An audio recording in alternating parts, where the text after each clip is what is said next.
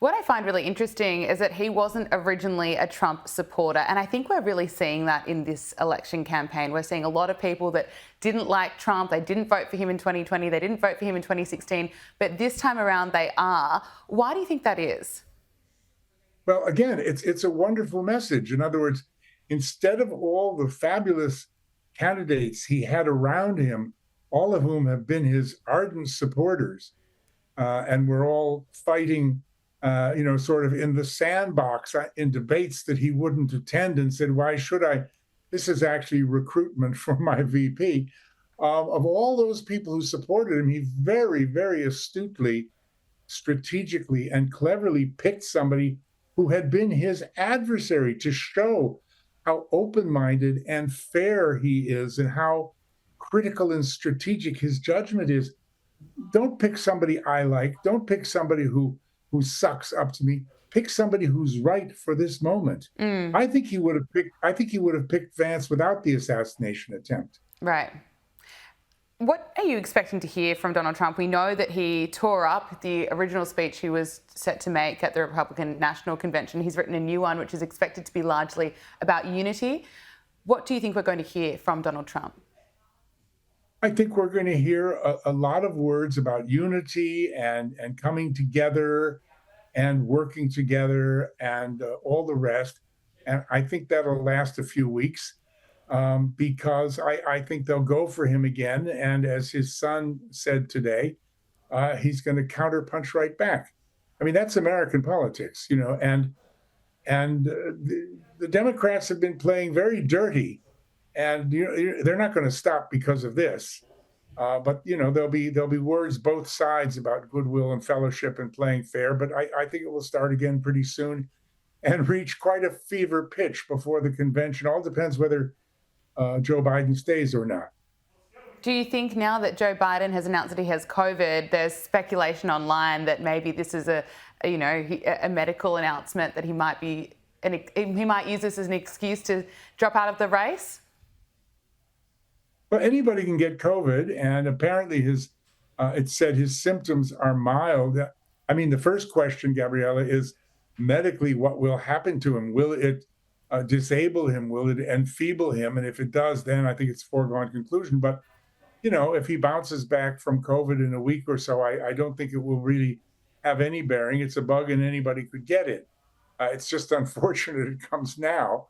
And that aside, I still think the pressure is going to mount on him to drop out because he can't serve as president for another 4 years. It's just not possible. The clock is ticking and it doesn't sound like he wants to drop out, but we'll see. We are learning more about what unfolded on Saturday, including reports that Secret Service had flagged that Thomas Matthew Crooks as suspicious more than an hour before he took his shot at Donald Trump. Was this a massive failure by the Secret Service? I mean, on the face of it, sure. I mean, this guy walked in with a rangefinder, and that raised their suspicions, and they followed him around. But the police then lost him apparently. But there's so many videos, on people's mobile phones, people's cell phones, showing him sitting on the roof with people screaming to the Secret Service and the police to do something.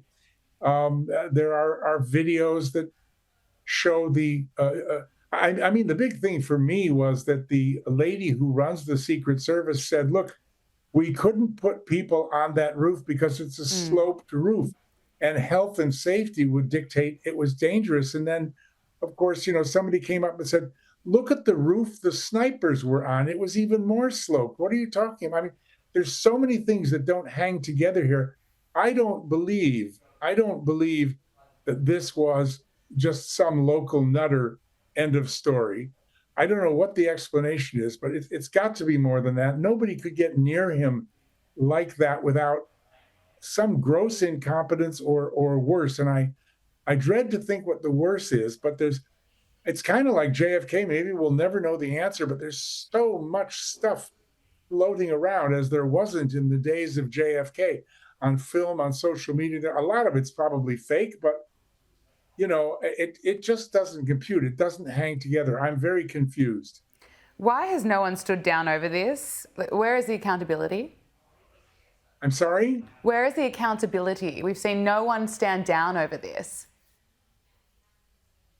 Well, I mean, the accountability in what I've seen today seems to be the Secret Service laying it off on the local police force. But I think that the Secret Service is responsible for their subjects' safety, regardless of local law enforcement or anybody else. I mean, if if they pick a platoon of Marine commandos and they fail, they're still the ones where the buck stops. The Secret Service has got the ultimate responsibility. So I don't understand these things I'm hearing. I mean, there's certainly, some fairly, useless behavior. The video of that young lady who can't get her gun back in her holster is quite worrying. Mm. If you've seen that, I mean, yeah, I'm sure. And to let somebody through with a rangefinder and let him in wandering around, but I don't buy the slope roof story because the snipers are on a much more slope roof health. I mean, it sounds like an HR, a human resources. I don't want to insult HR, but I mean, it sounds like some box ticking person. Oh, we couldn't let them up there because of health and safety. I mean, come on, you're the Secret Service. You're armed to the teeth. You're supposed to kill on sight. What are you talking about? Mm. So there's just so much going on that needs to be explained. And the question is, who's going to investigate it? The FBI is investigating now, but Trump has been saying for ages that Biden has weaponized the Department of Justice, which includes the FBI, and he's weaponized the CIA, and he's weaponized all these other agencies against him. So, just like the courts, how's he going to get a fair trial? How's he going to get a fair investigation? Who's going to come in and look at this? I'll be very interested to see what he says in his speech, if anything, about this. But I mean, just everybody I talk to has a feeling that, there's something more here. Let's put it that way. And they just don't know how to get to it.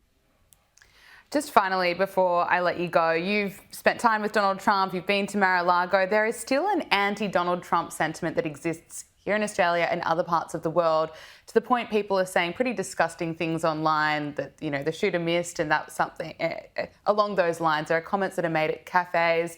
What would you say about Donald Trump to people who haven't had the opportunity of meeting him? What is he like? What is he like personally? Yeah. He's a big, tall, strapping guy. He looks about 10 years younger in person than he does on the screen. He plays golf most every day. He's very fit.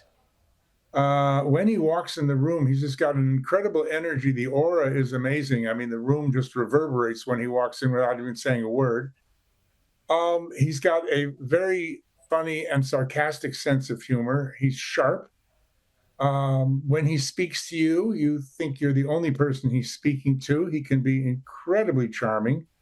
And I suppose people who absolutely can't stand him would probably be wound around his little finger in 5 minutes if he wants to turn the charm on. He's very intelligent. He's not the most patient person, from what I can see. Has a very inquiring mind, and he's just a hell of a lot of fun to be around. He's very, very interesting guy, and he showed on Saturday. I mean, how many people would have stood up and given that defiant, fist shaking and moved on the way he did? He's a real American hero, and that's what people want. So even people who don't like him, I dare say, would like him more if they were in his presence. And he's a real charmer. He'd make sure they do. Dr. Roger Gewolb, so great to speak with you. Thank you so much. Thank you.